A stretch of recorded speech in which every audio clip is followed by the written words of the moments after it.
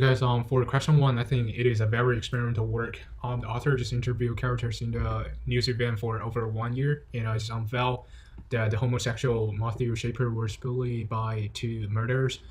This work is composed of a lot of single moments, and the view of the various characters just make the event more complicated, and it is a very innovative work. And for question two, I think a character named Fred Phipps, are an anti-gay preacher, has been leading the faithful on the long tour of the protest. He also led a group of people who held slogans such as uh, "Shaper Roads to Hell" and during the trial and funeral demonstration, which just provoke and stimulate his friends. So they just fall back, dressing in a white angel with two white wings. Just a group of people surrounded the protest crowd and covering the slogan peacefully, and which is known as angel action. And like another local Catholic priest, he's not only refused about the physical violence but more sensitive to the verbal violence. His tolerance and the support prove that no dogma is rigid absolute.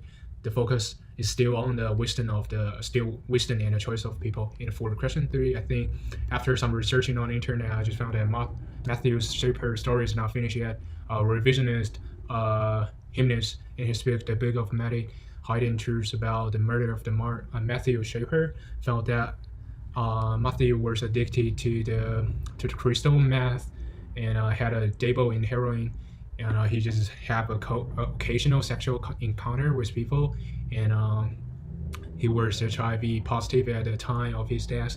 So we have a lot of space in a room to explore more about the superficial facts of the Matthew Shaper. And for question four, I think first of all, the most of them have traditional Christian and Catholic belief in education, so they do not approve the homosexuality, but also emphasize that disapproval doesn't represent positive hatred, and whatever rights we enjoy today were striven for by our forefathers, and without the openness to stand up and face it, or space for tolerance and understanding, we will always have to continue to work hard. And for question five, I think the Laramie Project is a play, but it's particularly in the scene that the play is composed of interviewees taken by the theater members of the people living in Laramie. Because of this, the play is present from a large number of different point of views, depending on the person who's interviewed,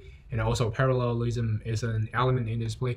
The narrator drew a parallel between Matthew and other gay men and a lesbian woman he interviewed when his company went to Laramie in order to help other people who may find themselves in the same situation as him. And throughout the play, Matthew's face has not appeared at all, just unlike the expression of the parallel intimate.